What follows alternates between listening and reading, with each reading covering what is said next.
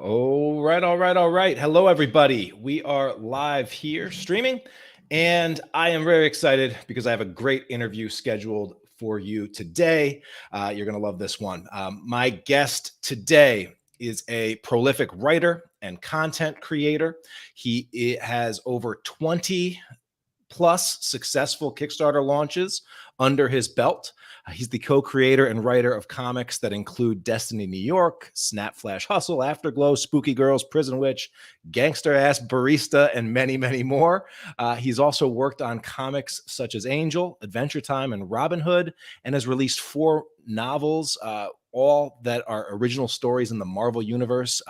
Books for Guardians of the Galaxy, Iron Man, the Avengers, and Thor, and has also done a really oversized pop-up book, Spider-Man Spideyography, which I have to put on my Amazon list to get, because my boy is starting to get into Spider-Man. Oh, and told me the other day that he was his favorite superhero, which warms my heart. But we've got him here in the final hours of his most successful Kickstarter launch yet, for the blockbuster graphic novel Cheeky, which is currently being supported by over 2,100 backers. Welcome to Comics Launch, Pat Shand. Pat, how you doing, man?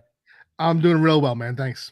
Yeah, so I appreciate you carving out a little time on the busy end of launch window to talk to myself and the Comics Launch audience. I want to encourage anybody that is watching us while we're streaming. If you have questions for Pat, if you want to talk about, if you have anything in specific that you want to hear, or if you check out the replay and you have questions, we'll rope Pat into answering those as well. But want to just invite people to do that. But let's talk about this current launch, my friend. Let's do it. This is a big one, and just give us the lowdown.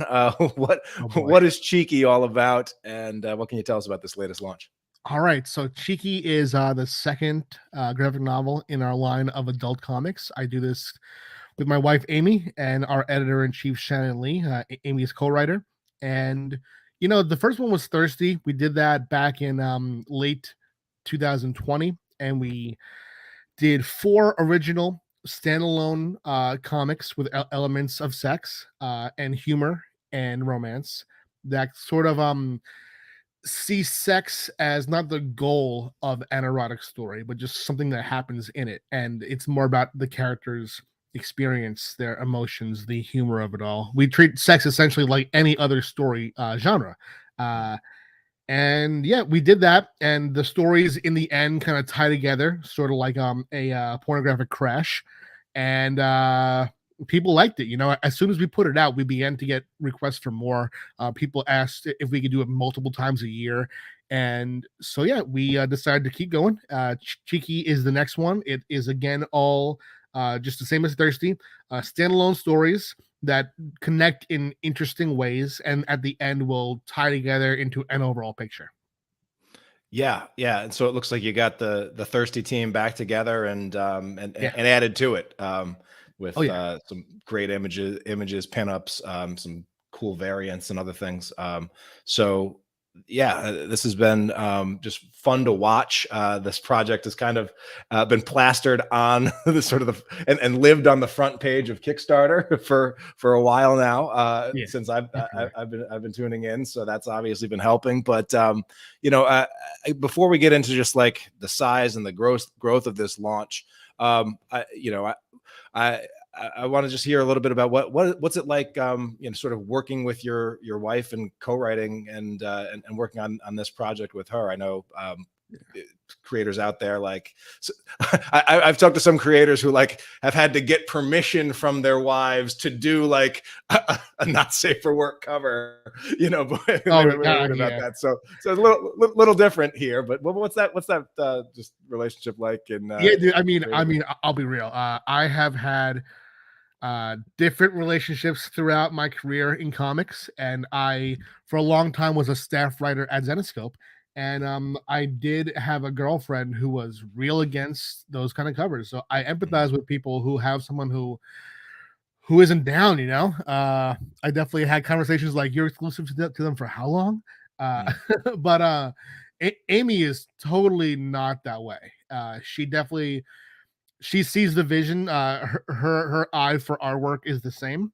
She herself is an art model, and yeah, collaborating with her on this is it comes second nature. You know, we already did 2 graphic novels together, series that is, Clonsters and Prison Witch. Both have pretty similar processes. You know, Cheeky and Thirsty are even a bit easier because with Clonsters and Prison Witch, how we do it is we'll verbally discuss the plot, and I'll take notes as we talk. I will turn our notes into a uh, a breakdown. Essentially, I'll say what happens on each page. I'll print it. Amy will physically write half of the dialogue, and then I'll take her document and I'll transcribe what she wrote and add my dialogue to that as well, and then break it to panels. With Cheeky, it's a bit more art forward. So what we do is this: we'll do the same halfway. We'll discuss the plot, and I'll break it down into pages and panels. I'll then give that to the artist, and the last thing that we'll write is dialogue over what the artist has done. Dialogue comes last in this, just because it's such an art-focused comic that we sort of let the artist run a bit more free, and then follow their vibe. Yeah. Nice. So this is kind of, it's interesting. You're someone that has been launching and using Kickstarter for a while now. Yeah. And, you definitely did see with the Thirsty launch, sort of like kind of like a doubling or in terms of the support for it. Oh yeah. And then but by really leaning into like the erotic side of comics. Right. And then it looks like this current launch is on track to sort of double again, which is Oh yeah. or more than Yeah. double Yeah. in terms of the funding. Yeah. And so like what are some of the things that you attribute that sort of leap that growth to, right? I think there's some creators that think that like it's just going to be like a linear growth, or and that but this one really did, is a next level. And so like as someone that has the experience of all these all these other launches and successes and things like that, but were you surprised that this is done as well as it has, or was this sort of like, all right, this is the plan coming to fruition? No, I mean, plan, yes, in some ways. I always thought that we would end up around these numbers. For Cheeky, though, I thought it would be slower. I thought that we're still on the upward climb. Yeah. But yeah, what you said about some creators thinking that it's a linear progress, I've had the conversation many times. Where it's so not. It's so project to project. Now, Cheeky will lift my other campaigns. Thirsty lifted Destiny New York from a 20K campaign on Volume 4 to a 35 campaign on Volume 5. That was partly people wanting to try the title out, but it was also definitely my audience expanding and finding overlap in what I do on Destiny New York with Thirsty. However, say I put out Volume 3 of Clonsters, that's our all ages book. I could set a goal now that I have a larger audience on the platform.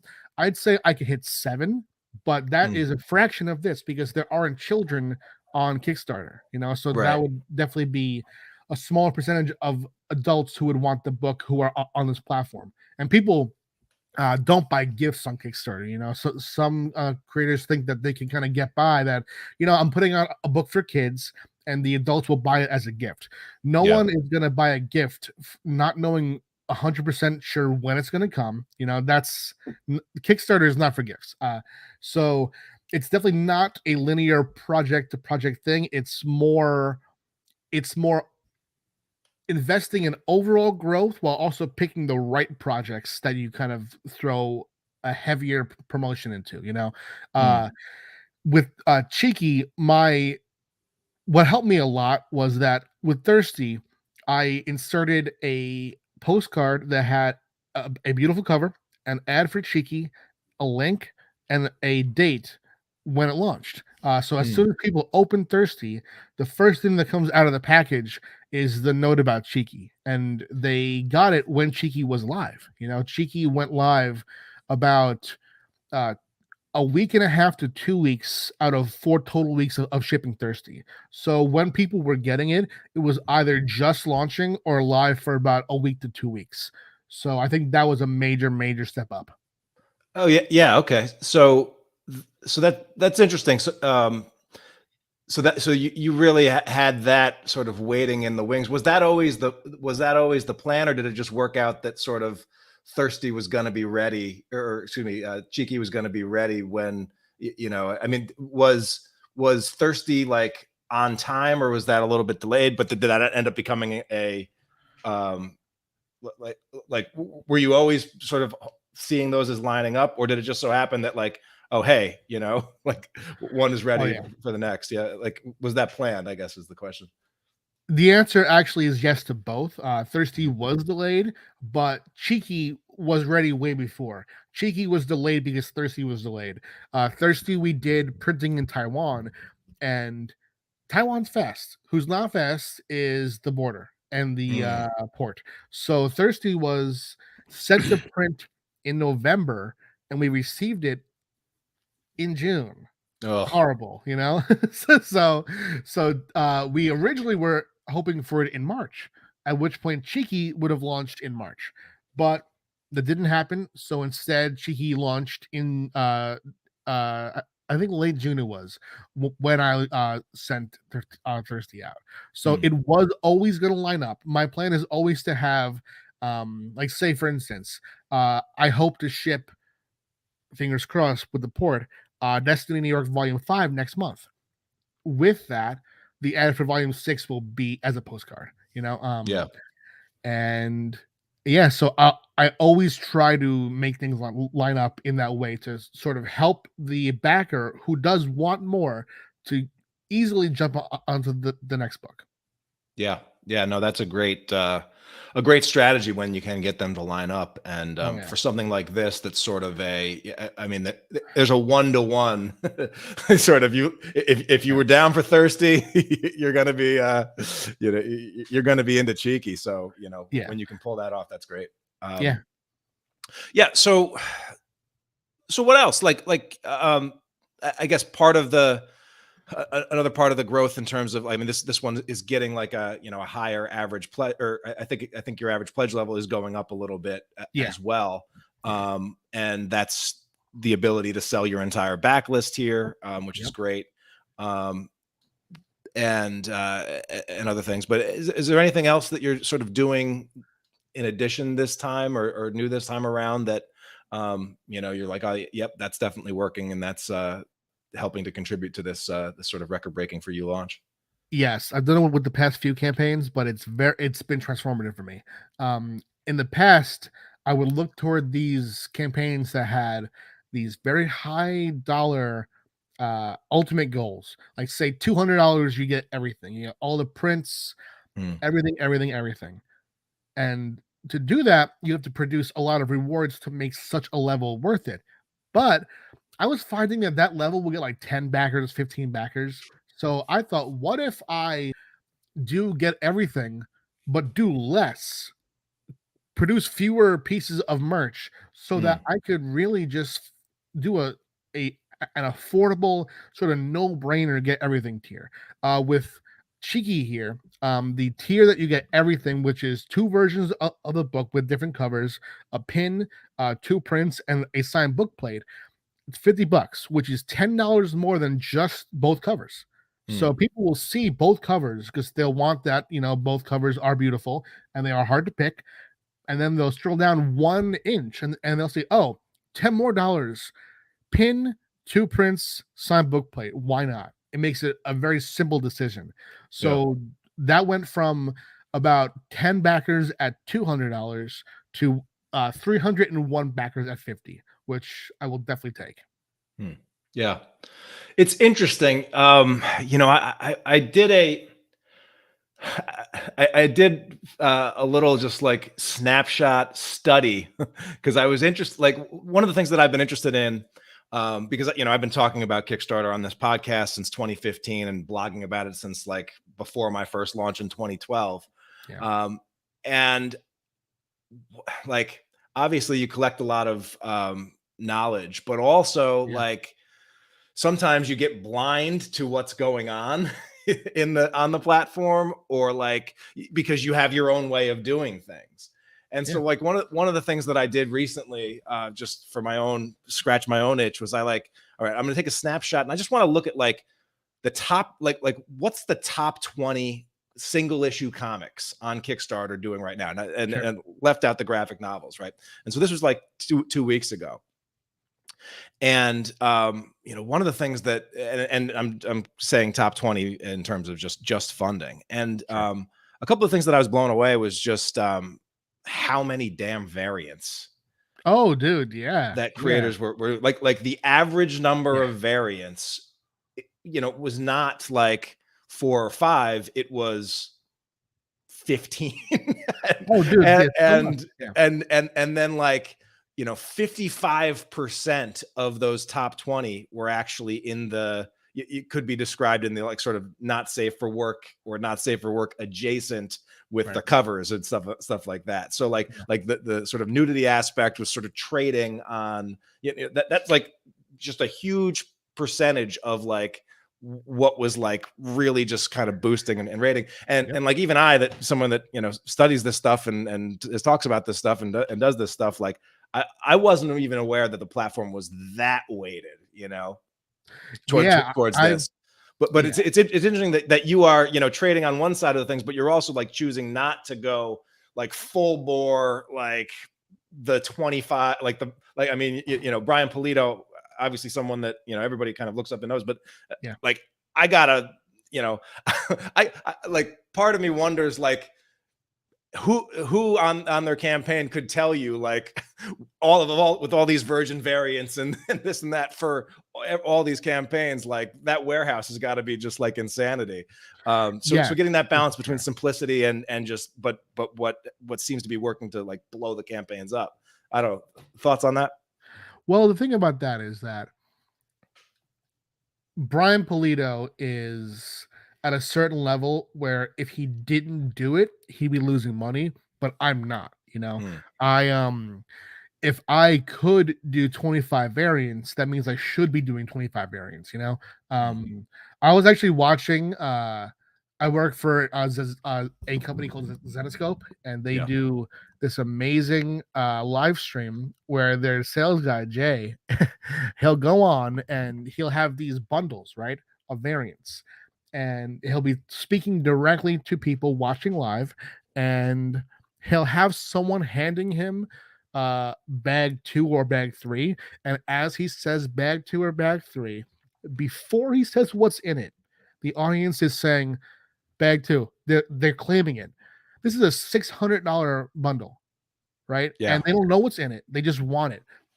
Zenoscope and Brian Polito, they are on that level where they've built an audience that likes their content enough that they know that whatever is put out, they want it.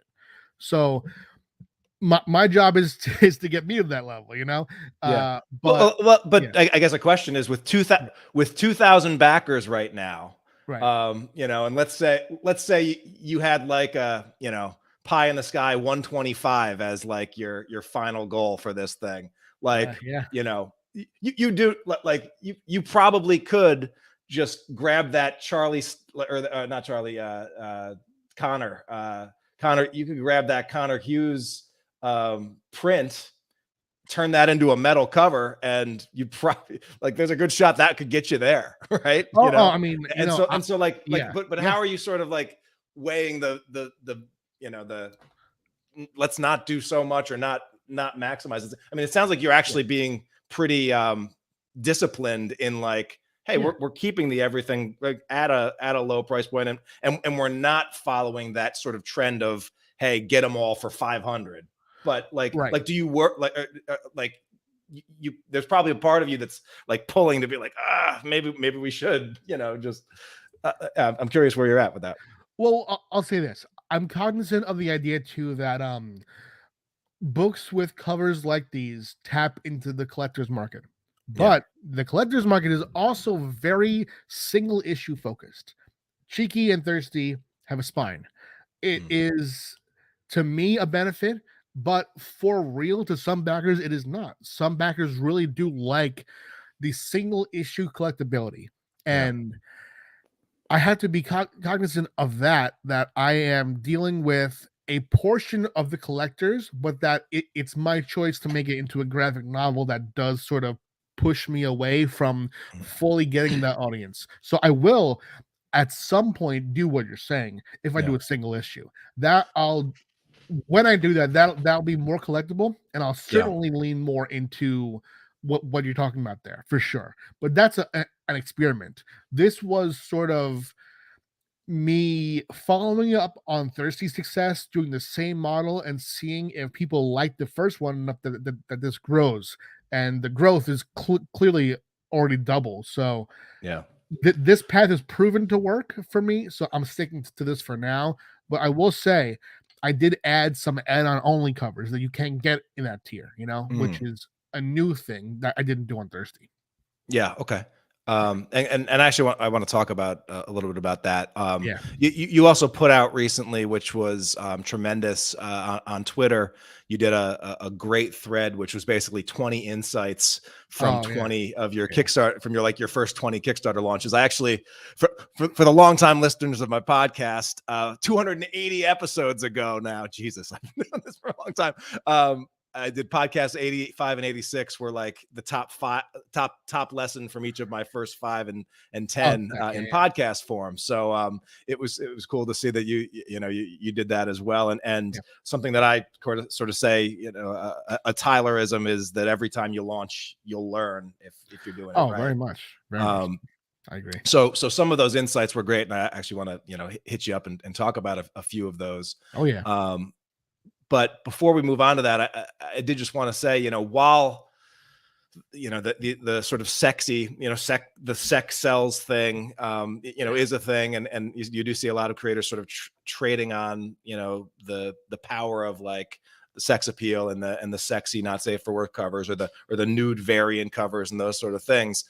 Most of those projects actually, it doesn't matter if they're doing over $100,000 or something. Most of those projects actually don't get the Project We Love banner and Kickstarter support and that extra Kickstarter push. Yeah. And Cheeky has managed to thread the needle so that it's like a Kickstarter project that they're actually happy to get behind while still also managing to do that. And I guess my question to that is, do you attribute that to the fact that, you in your underwear was on the page? Is the fat sex appeal there? Was that the key? Or like how did you thread that needle, do you think?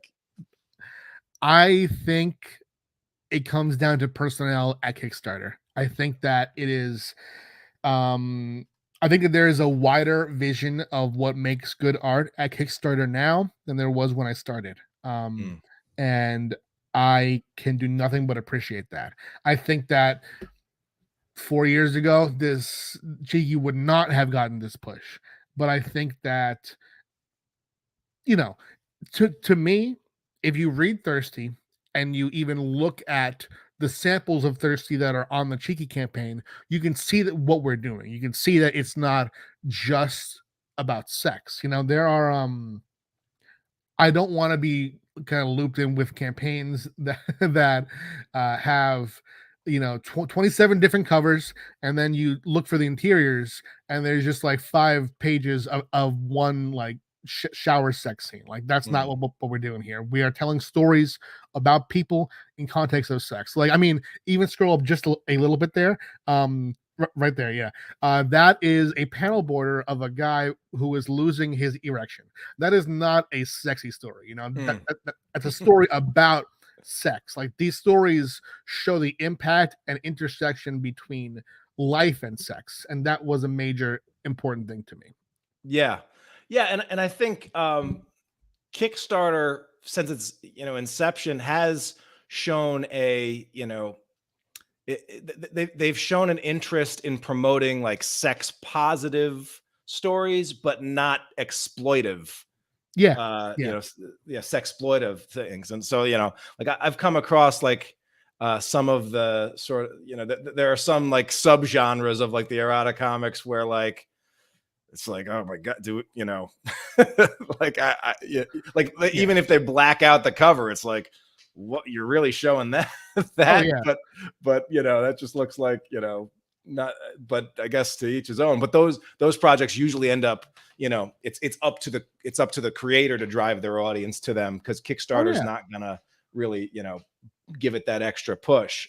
yeah, And so, you know, your ability to sort of thread that needle and make it clear that, hey, you know, there's this is about story, and as you know, first, yeah. has definitely contributed to, I think, the overall success of this, and so that it's not going to get lumped in with all of those other projects.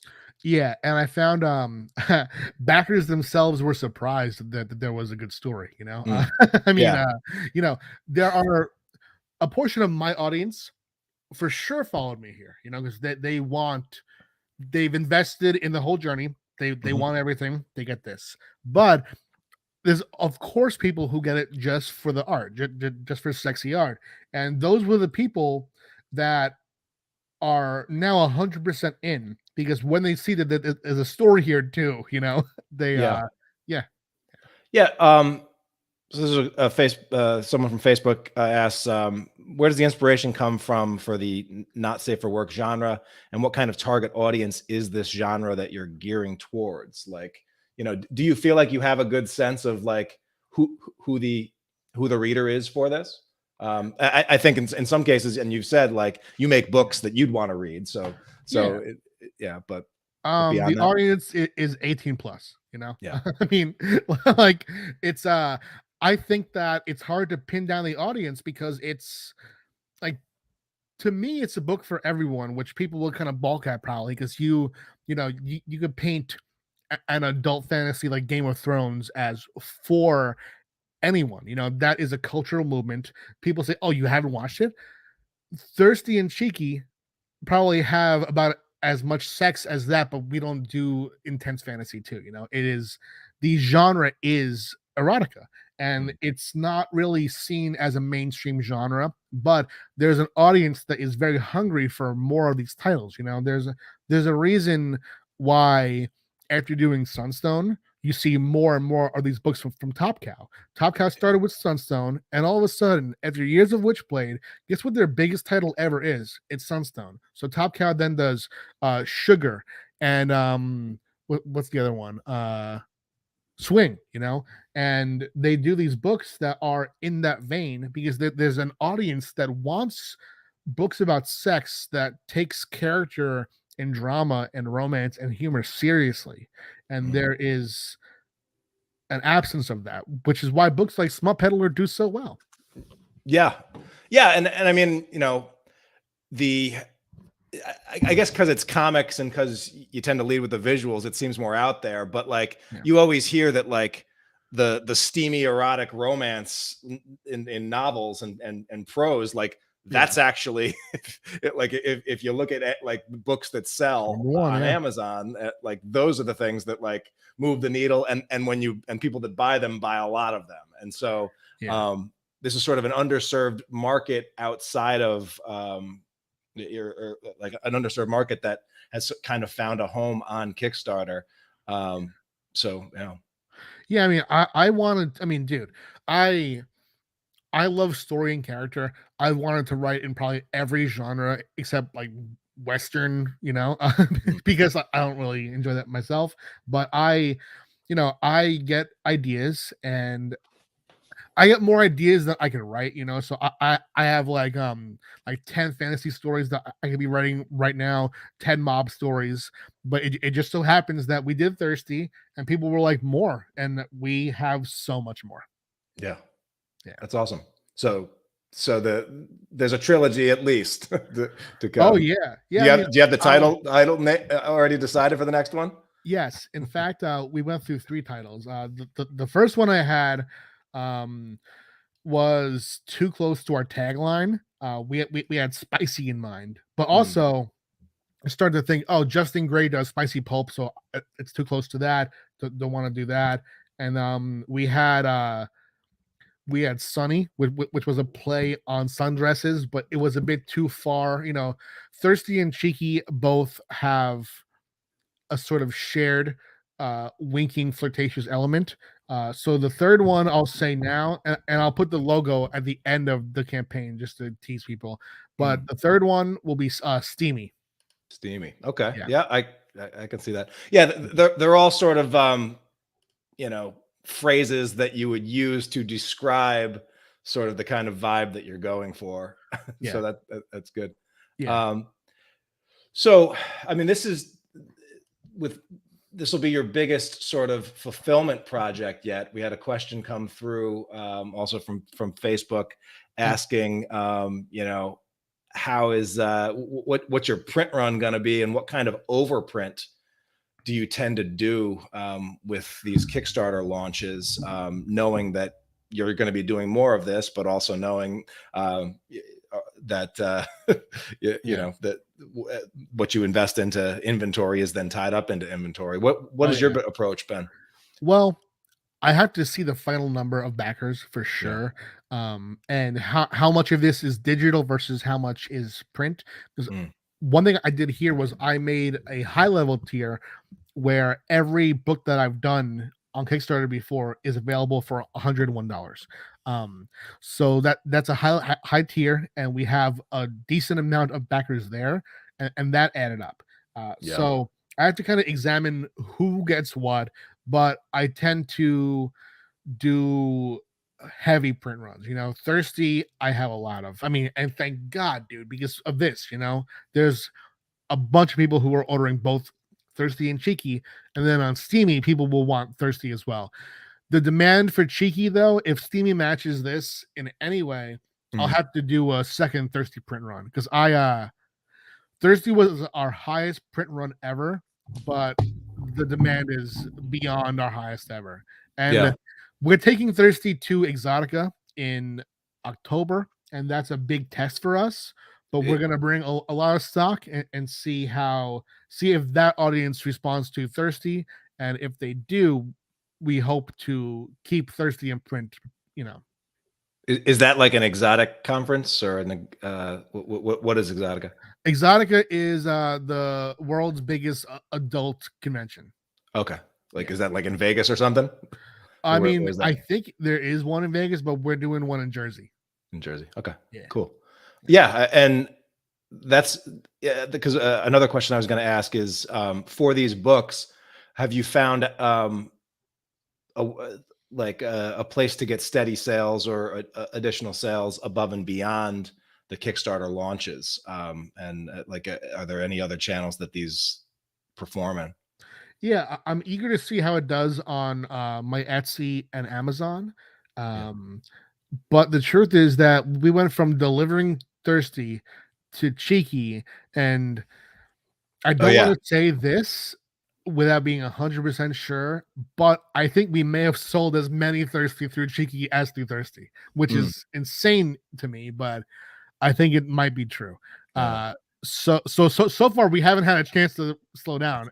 Yeah, And yeah, it's well, insane, but it's also the best thing about the Kickstarter platform is yeah, that you know, sequels you know, most sequels on Kickstarter are kind of like The Godfather 2 where you're getting people you know, it can outperform even the original, I think so. which is Yeah, great, yeah, and you can move a lot of that backlist, so that's yeah. great.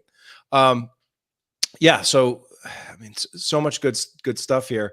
I guess another question that I have is, with a launch this big, is this going to change your, or will this have to change your fulfillment, orchestration plans any? You know, it's like the thing that I'm always hit with when I'm managing our launches is, yes, those big launches are great, but that also means a much bigger project at the end of them. So Oh yeah, you know, yeah. I'll say this. I'm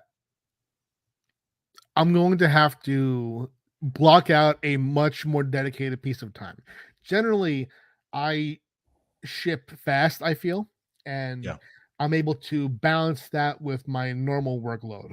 I think that Cheeky will be different. I think that I'll have to have a dedicated time where I'm not doing any other work to make this ship as quickly as I want. yeah. Yeah. Yeah, yeah, definitely. gonna be an interesting experience, and probably a time where, like, if you were ever gonna bring in some outside help to with the packing and the packaging and the Yeah. bagging and the boarding and all of that, this may be the time to Yeah. carve out a little budget for that. Yeah, I mean, especially because what I'm thinking of too is not only the books, but the merch. In this one, every order is going to get a small pack of cards. So I'm thinking I'll have someone pack the cards for me, Mm. and just together do an assembly line style. But I did just see we hit 90, so Yeah, just went over. So yeah. congrats. Yeah, and with 34 Thank you, hours to go. thank you. Yeah, Yeah. damn, Um, wow, yeah, Yeah, well, congrats on jeepers. that. Congrats on that milestone. So yeah, so I'm going to link up to the great 20 insights from 20 launches Twitter thread that you did, Let's but I do it. wanted to Yeah, hit up yeah, a couple of these just lessons that you've learned. sure. So one of the insights you had from, I think, your second Kickstarter was this. It was when a publisher messes up, most customers blame that publisher. Yeah, yeah, When a yeah. Kickstarter creator messes up, some customers blame the entire platform. Oh yeah, So prove you deliver before attempting to launch multiple titles. Talk to me a yeah. little bit about that lesson and maybe expand a little bit on that one. I mean, we've all seen comments of people very they have had a bad experience or a few on Kickstarter and they paint with a broad brush. Mm. You can't trust Kickstarter because blank, because so and so messed up. Whereas if Action Lab messes up, do you worry about Marvel? Right. I don't think so. So that is why it is because Kickstarter is seen as individuals, and the fact that there's not a system, a tried and true system behind Kickstarter, and instead it's just different people. People lose trust in the platform because they lose trust in the individuals, and I get it. And it's on us as creators to make them not have a bad experience. I have seen creators, big name creators, use the platform and talk to customers like pieces of shit, and Mhm. it's frustrating to me because I need people on the platform to believe in the platform and to not have that experience where they pull back. Because as much as I disagree with painting Kickstarter with that wide condemnation when they've had bad experiences, I can't say that they won't do that, or that they shouldn't do that, because they do. I don't personally see it the way that some customers do, but that exists, and I think that it is on us as creators to protect each other from people pulling back from the platform. And on my end, what I do is this: if there's any lateness, if there's any hiccups in the process, the update is going to be there. It's going to all be there. I make sure to update at least every 29 days, because when 30 days have lapsed, backers will have a button they can press that says remind the creator to give an update. And I Hmm. don't ever want them to see that. I don't want there to be a prompt to remind me anything. I want Hmm. them to have as much information as possible at all times with no prompt. So to me, Kickstarter creators could do themselves and all of us a huge favor if they, especially if late, but even if not, do the process at least once a month. Do an update. Yeah, yeah. I mean, some news, any news, no news, Yeah, anything. even bad, like a community, like they can forgive books being stuck in customs, getting like the ultimate review process and Yeah, screened as if they were coming from a drug cartel. but but yeah, they there really isn't much of an excuse for just not communicating at all. So I think yeah, that's a great point.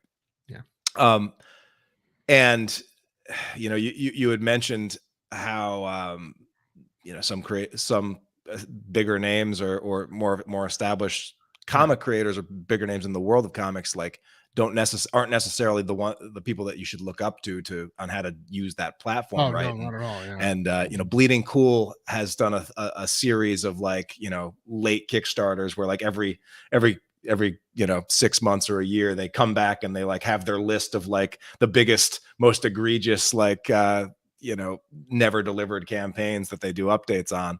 And it really did surprise me how many of those campaigns were by like people that had good reputations. Oh yeah, and they Outside can of it. continue to have that rep in the direct market Right. because there's little overlap there. There's very, Yeah. very small overlap, and it sucks. It Mm, sucks that these creators who have, you know, I have a healthy career in the DM, but I would never sort of like rest back on that if I screwed over Kickstarter backers. yeah.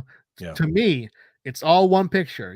It's all how people see my name and my work, and I would never want that. But some people are comfortable with that, and that is unhealthy for the platform in general, which it sucks. It sucks. Yeah. Yeah. I mean, when I first before my first Kickstarter launch, it was all about like I've got to launch the perfect project because I might only get one shot at this. Yeah. Not realizing that when done right, like the platform is a renewable resource and can grow for you. And if you deliver Yeah. a great experience to backers, like they'll come back again and again. But Yeah. but you are right that there are others out there that could potentially poison the well. Oh But yeah. I think in our community, actually, it's been pretty good about like self-regulating a little bit and like and creators sharing other creators that they know use the platform well, Yeah. and that has been that has been a plus. Yeah. um Another after your sixth campaign, Prison Wish Volume 1, one of your insights was that your first campaigns will have the cushion of friends and family they Oh want to yeah. support, but they're usually not your readers. But when you get a few new campaigns in, uh, you'll see those familiar names fall off. But if your numbers don't tank, that tells you that your readership is growing. Yeah. This is a big fear. I've been talking to a few creators just in informal conversations this week who have that one successful Kickstarter launch under their belt, but they're telling themselves, well, yeah, like they're almost discounting that launch because they got a couple angel investors or family Oh investors yeah. that sort of came in with big launches. Um, you know, did you like when you go back to your early campaigns, was that a fear you had, and when did you sort of know that, okay, you know what, uh, I don't have to worry about that? Well, I didn't worry about it because of this. My first launch ever was Destiny New York Volume 1, and that's a series that I believe in very much, and I felt that if we could, with that campaign, one, prove that we deliver, right? People will definitely not back you in some cases unless they see that you've delivered on a campaign. Mm, So that first campaign was get through it, get funding, prove that we deliver, and create the book. And if we could show a quarter of the people who backed the book that the book is worth reading into a volume two, then volume two will be fine. mm, With the goal that I set on Destiny New York Volume 1, I set it way beyond what family and friends could really, really help for. It was $20,000. And if I were to look back, I would say maybe we got like, of the final 21 that we ended up with, I would say maybe 7 was from family and friends, which is a lot. But that also leaves $13,000 for a first time campaign that mm. I think could really, I mean, at the time, believe could grow into volume two, and it did. By volume two, family and friends were on the way out for sure, for sure. Yeah. This fact of the matter is, no matter how cool your book is, your family and friends aren't really going to be comic book readers. There are exceptions, obviously, but they're going to look at it not as, oh, I can't wait to read my brother-in-law's new book. They're going to look at it as, oh, let me help him achieve his dream because that's my family obligation. Right, right, Yeah. right. And, uh, and they all have a dream that sometimes they may tap you. yeah. So when they see, oh, you're putting your sixth campaign up, are you still asking me for money? They're not going to see it as a pre-order. as Right. I do. They'll see it as as you're asking for money, Right.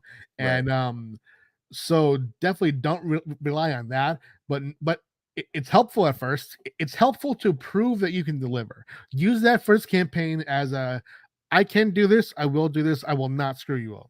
Because backers are scared of that, and some creators have given them good reason to be. Yeah. Yeah.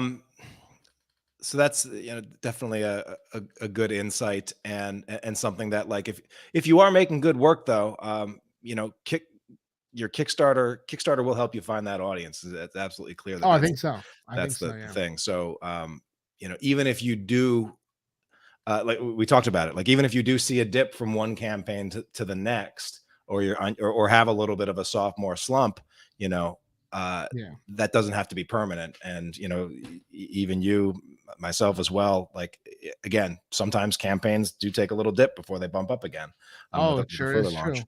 I do want to also comment on what you said before too about media reporting on those late Kickstarters. Mm, Kind of sucks to me that because Kickstarter is still seen as not mainstream, even though in some ways it's bigger than any publisher besides Marvel and DC.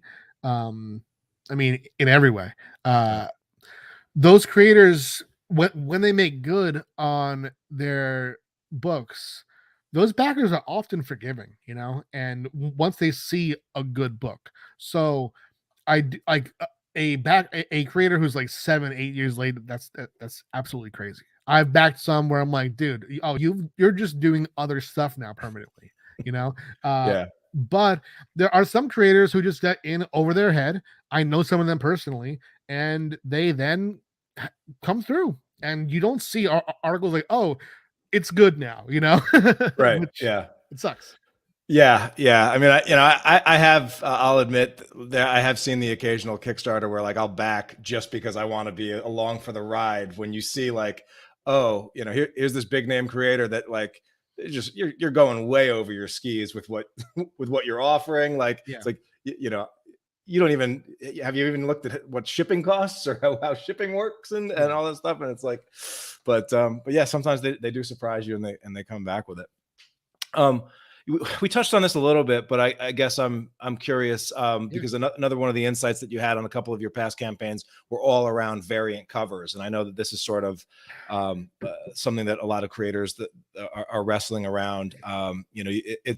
You found with one of your Kickstarter campaigns, like, that was where you sort of discovered that there wasn't the same market for graphic novel variants versus single issue variants. Yeah. Yeah. Yeah. Definitely. And Yeah.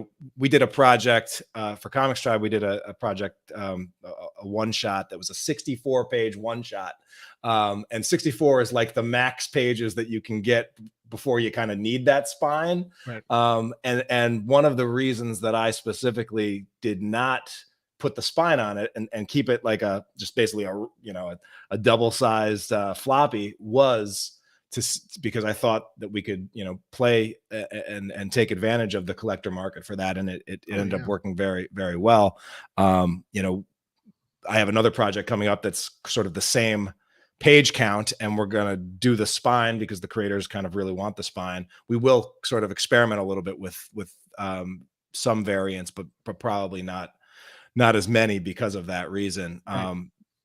But one of the strategies that, you've done, and that I've seen on more campaigns as of late, just looking at other sort of bigger campaigns, but I haven't actually, played with, or talked much about, is like the strategy of having a variant cover that's an add-on only variant Yeah. cover during your Kickstarter. Can you just talk about, like, where do you see that strategy fitting in? How do you see that making an impact? And how are you sort of employing that particular strategy?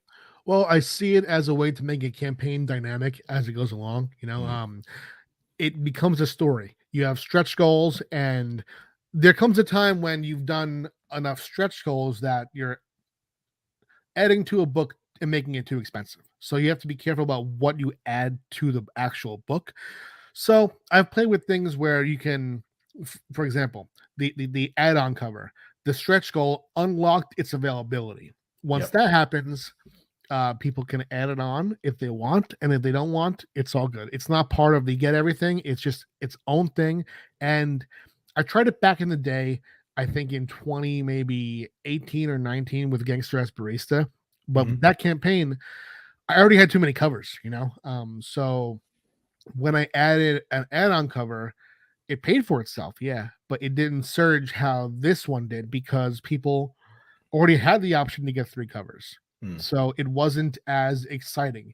Here, it was a very simple 2 covers. You either have the main cover or the Jen St. Ange variant. And then adding this lyrics cover was a way to sort of bait the collectors who are wanting everything cheeky. Or maybe even those who just want that specific cover, because lyrics has a huge fan base too, So for me, it was about 3 things: making the campaign dynamic, tapping into the collectors with lyrics, and 3, offering something that wasn't there in the 2 main covers. It's a different vibe. And a mistake that I made in the past that I see friends make still on Kickstarter is offering variants that all have the same vibe, who does very well with capturing different vibes and making sure each cover has a different goal and purpose and execution is Charlie Stickney. If you look at his campaign for Galarian right now, every variant is doing something different. Whereas other campaigns, I'm like, oh, you shouldn't have done that cover. You did that one because that's an artist that you're a fan of. That in the end, if it's not a huge name artist and you just want to get that piece done, I would say assess what the piece is doing for you. Because if it's just doing the same thing, if cover F is doing what cover B is doing, just have cover B. Right.